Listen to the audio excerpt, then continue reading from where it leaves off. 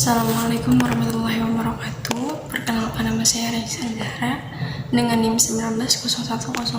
190102010253, ingin menjelaskan materi 6 sampai materi 12 untuk memenuhi tugas akhir matkul alternatif penyelesaian sengketa.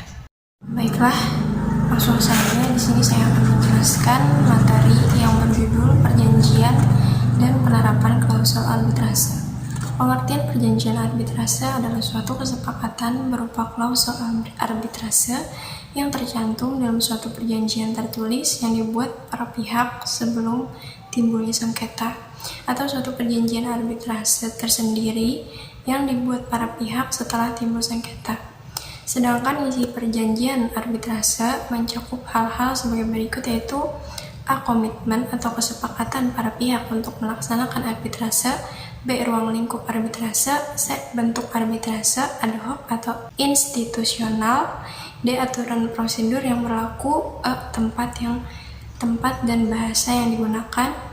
F. Pilihan hukum substansif material yang berlaku.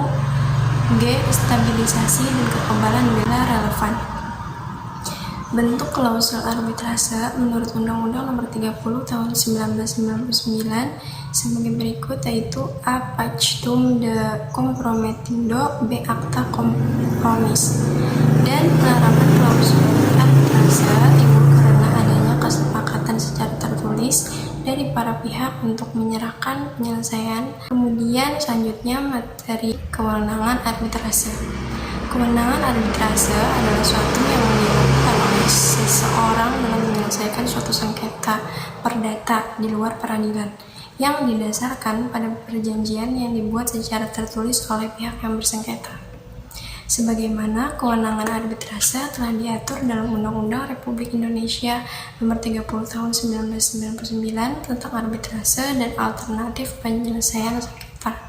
Berdasarkan ketentuan Pasal 4 Ayat 1 Undang-Undang Republik Indonesia Nomor 30 Tahun 1999 tentang arbitrase dan alternatif penyelesaian sengketa, disebutkan bahwa dalam hal para pihak telah menyetujui bahwa sengketa di antara mereka akan diselesaikan melalui arbitrase dan para pihak telah memberikan wewenang, maka arbiter berwenang menentukan dalam putusnya mengenai hak dan kewajiban para pihak jika hal ini tidak diatur dalam perjanjian mereka. Pada jurisdiksi atau kewenangan hukum adalah suatu badan pada arbitrase yang lahir dari instrumen hukum dan kesepakatan para pihak, serta dalam prosedur peraturan bani, arbiter atau majelis arbitrase berhak menentukan adanya atau keabsahan suatu perjanjian dan arbitrase.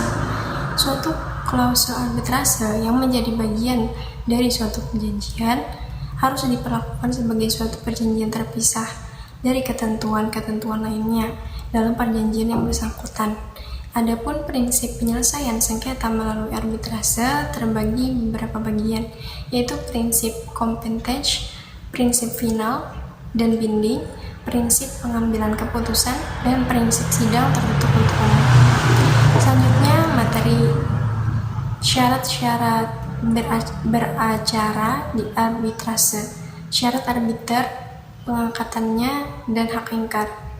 Para pihak yang telah sepakat untuk menyelesaikan perkara yang sudah terjadi atau yang akan datang terjadi melalui arbitrase sudah memenuhi syarat. Saat terjadi persengketaan, pemohon berkewajiban mengirimkan sebuah pemberitahuan kepada termohon yang bersengketa bahwa syarat arbitrase sudah terpenuhi.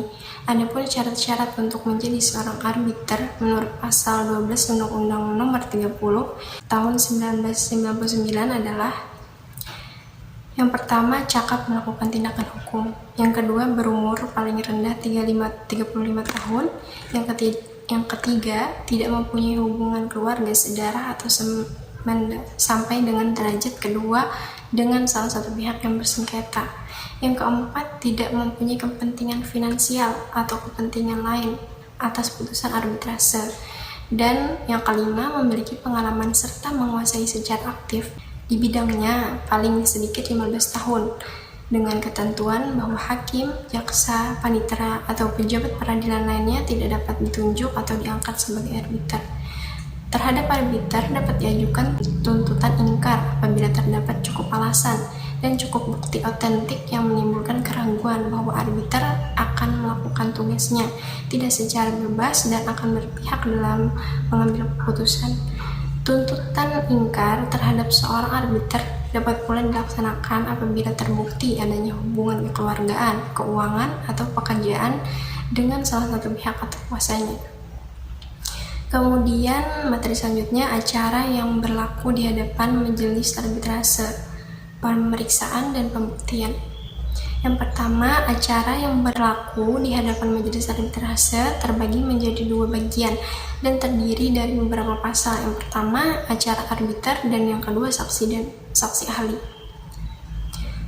Yang kedua, tata cara pemeriksaan sengketa arbitrase meliputi semua pemeriksaan sengketa dilakukan secara tertutup. Bahasa yang digunakan yaitu bahasa Indonesia, kecuali atas persetujuan arbiter atau majelis arbitrase, para pihak dapat memilih bahasa lain yang akan digunakan. Para pihak yang bersengketa mempunyai hak dalam kesempatan yang sama dalam mengemukakan pendapatnya masing-masing. Para pihak yang bersengketa dapat diwakili oleh kuasanya dengan surat kuasa khusus.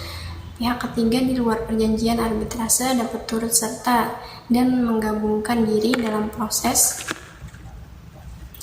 penyelesaian sengketa melalui arbitrase dengan syarat terdapat unsur kepentingan yang terkait.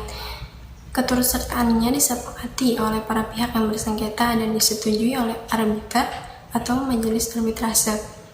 Para pihak bebas untuk menentukan acara arbitrase yang digunakan dalam pemeriksaan sengketa dengan syarat harus dituangkan dalam perjanjian yang tegas dan tertulis. Yang ketiga, proses pembuktian dalam pemeriksaan sengketa arbitrase, yaitu pembuktian melalui alat-alat bukti oleh para pihak dan pembuktian dengan saksi atau saksi ahli. Kemudian materi selanjutnya yaitu produk arbitrase, binding opinion, dan putusan. Binding opinion atau pendapat arbitrase adalah pendapat mengikat yang diberikan oleh suatu lembaga arbitrase yang diajukan oleh pihak dalam suatu kontrak terhadap suatu masalah atau hubungan tertentu dari suatu perjanjian. Sedangkan putusan adalah putusan akhir yang diberikan arbitrase terhadap suatu sengketa di antara para pihak. Nah, kemudian dalam binding opinion memuat beberapa hal, antaranya penafsiran ketentuan yang kurang jelas dan penambahan atau perubahan pada ketentuan yang berhubungan dengan munculnya keadaan yang baru. Sedangkan dalam putusan memuat hal-hal diantaranya kepala putusan yang berbunyi demi keadilan yang berdasarkan ketuhanan yang Maha Esa, nama lengkap dan alamat para pihak, uraian singkat sengketa, pendirian para pihak, nama lengkap, dan alamat arbiter. Pertimbangan dan kesimpulan arbiter atau majelis arbitrase mengenai keseluruhan sengketa, pendapat tiap-tiap arbiter dalam hal tersebut, perbedaan pendapat dalam majelis arbitrase, amar putusan, tempat dan tanggal putusan, serta tanda tangan arbiter atau majelis arbitrase. Berdasarkan pasal 60 Undang-Undang Arbitrase bahwa putusan arbitrase bersifat final dan mempunyai kekuatan hukum tetap dan mengikat para pihak. Para pihak harus menghormati dan tunduk kepada putusan arbitrase tersebut dengan melaksanakan isi putusan arbitrase atas dasar etikat baik. Kemudian berdasarkan Undang-Undang Nomor 30 Tahun 1999 tentang arbitrase dan alternatif penyelesaian sengketa, pelaksanaan putusan atau eksekusi putusan terbagi menjadi dua macam, yaitu eksekusi putusan, arbitrase secara sukarela, yaitu eksekusi putusan secara paksa, yaitu yang melibatkan pengadilan. Namun sebelum pengadilan mengeluarkan perintah eksekusi putusan, arbitrase tersebut juga harus melalui tahap pengujian atau pemeriksaan di pengadilan yang nantinya bisa diterima, ditolak, atau dapat dibatalkan dari permohonan para pihak. Nah, kemudian selanjutnya materi yang berjudul pelaksanaan putusan arbitrase dan mekanisme eksekusi.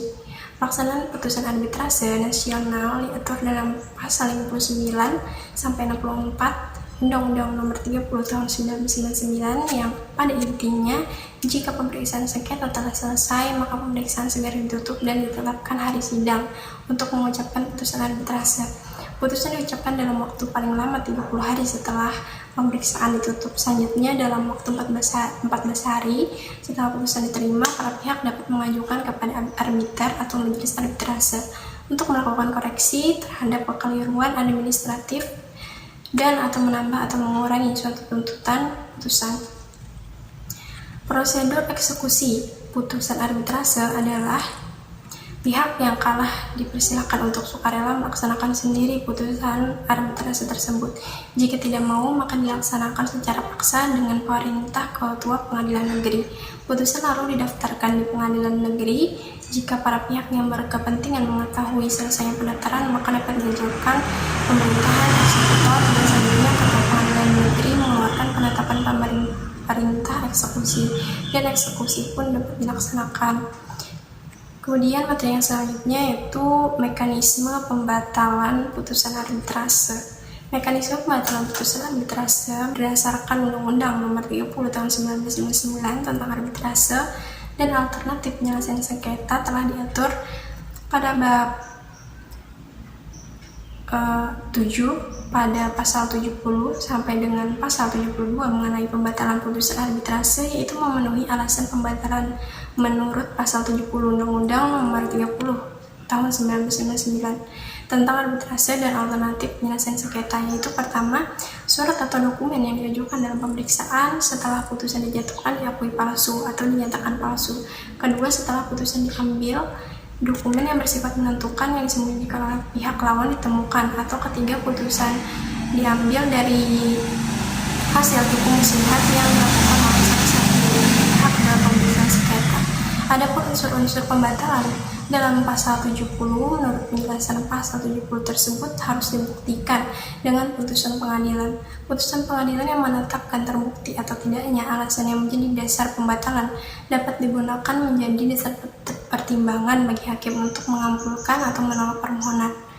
Terhadap penjelasan pasal 70 tersebut telah diajukan pengujian material di Mahkamah Konstitusi, dan penjelasan pasal tersebut telah dinyatakan bertentangan dengan Undang-Undang 1945 dan tidak mempunyai kekuatan hukum mengikat pada putusan Mahkamah Konstitusi.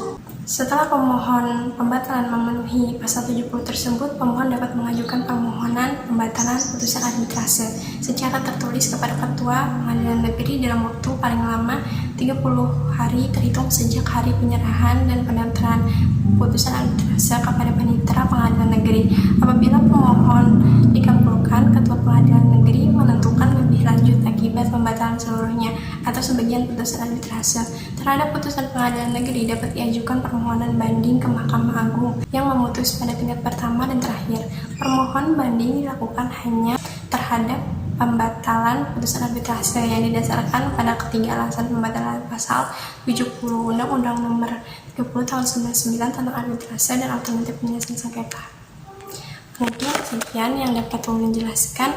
Salah hilaf mohon dimaafkan. Wassalamualaikum warahmatullahi wabarakatuh.